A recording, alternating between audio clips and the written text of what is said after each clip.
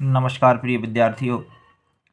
जैसा कि परीक्षा बहुत ही नज़दीक आ चुकी है, तो आज मैं इस प्रश्न के माध्यम से आपको बताऊंगा कि गणित के प्रश्नों को किस प्रकार से हम नियमपूर्वक और बहुत ही अट्रैक्टिव तरीके से क्रम से कैसे इस क्वेश्चन को हल करेंगे और कैसे क्वेश्चन को व्यवस्थित सेट करने से हमें पूरे नंबर मिल सकते हैं।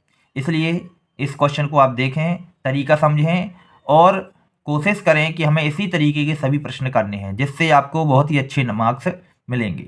चलिए देखते हैं हमारा प्रश्न है। दो वृत्तों की त्रिज्याएं क्रमशः 8 सेंटीमीटर और 6 सेंटीमीटर हैं। उस वृत्त की त्रिज्या ज्ञात कीजिए जिसका क्षेत्रफल इन दोनों वृत्तों की क्षेत्रफल के योग के बराबर है। ठीक है, सबसे पहले हमें इसमें ये देखना है कि हमें दिया क्या गया है। ठीक है, ये बहुत ही इंपॉर्टेंट क्वेश्चन था, इसलिए मैंने ये लिया है। तो सबसे पहले हम लिखेंगे कि दिया क्या है, तो हमने लिखेंगे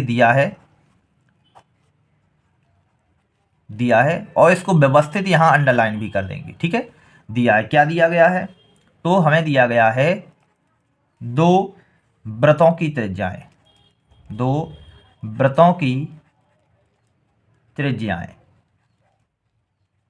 ठीक है, ये हमें दिया गया है, दो वृत्तों की त्रिज्याएं।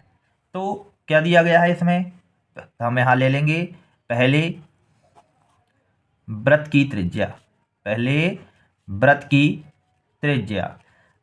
त्रिज्या को हमने r1 से डिनोट कर दिया और ये हमें दिया गया है कितना, 8 सेंटीमीटर। पहले वृत्त की त्रिज्या हमें कितनी दी गई है, 8 सेंटीमीटर दी गई है। अब हम यहाँ लिखेंगे दूसरे वृत्त की त्रिज्या, ये आपको दी गई है r2, हम इसको r2 ले लेंगे और ये भी आपको दी गई है 6 सेंटीमीटर।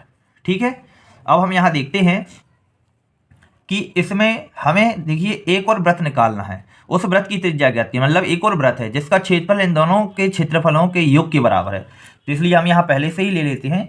तो यहाँ पर हम क्या कर लेंगे, ये हमें दिए गए हैं, यहाँ हम लिख लेंगे इसको कि ज्ञात करना है। क्या लिख लेंगे, ज्ञात करना है। ठीक है, ज्ञात करना है, तो क्या ज्ञात करना है हमारे लिए, तीसरे वृत्त की त्रिज्या, तीसरे वृत्त की त्रिज्या। तो तीसरे वृत्त की त्रिज्या क्या हो जाएगी, तो ये हो जाएगी हमारी r। क्या हो जाएगी, r। चलिए तो अब हम देखते हैं,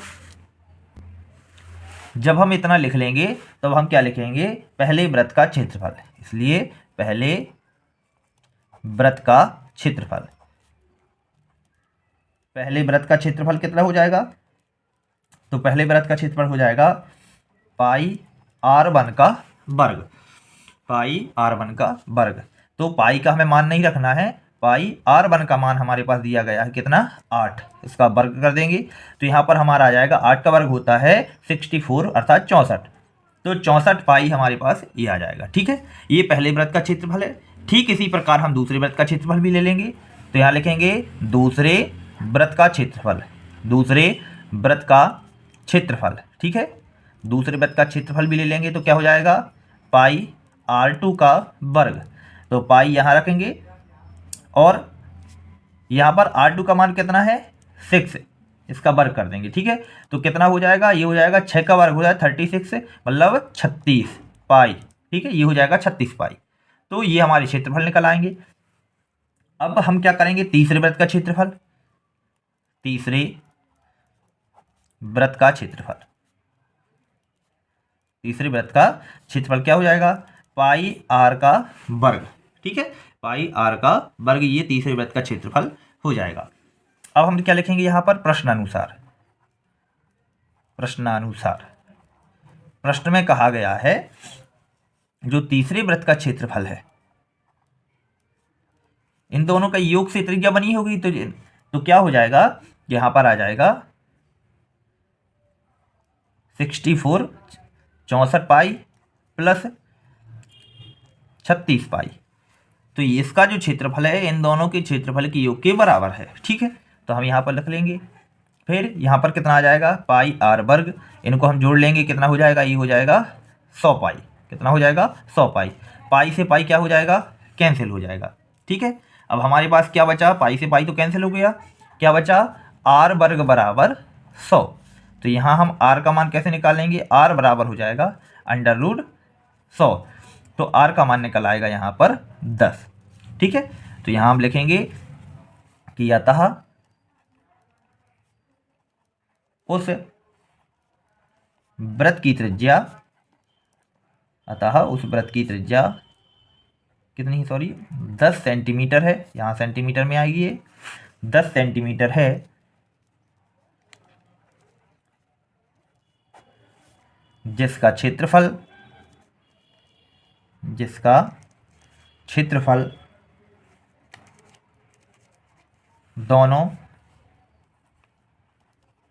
वृत्तों के क्षेत्रफल से बना है। ठीक है, तो इस तरीके से व्यवस्थित इसको लिखकर और हम क्या कर देंगे, नीचे से यहाँ पर नीचे से बंद कर देंगे। ठीक है, इसके बाद हम नेक्स्ट क्वेश्चन करेंगे। तो ऐसा व्यवस्थित करने से आपको फुल में से फुल मार्क्स मिलेंगे। ठीक है, चलिए मिलते हैं नेक्स्ट वीडियो में। बहुत बहुत धन्यवाद।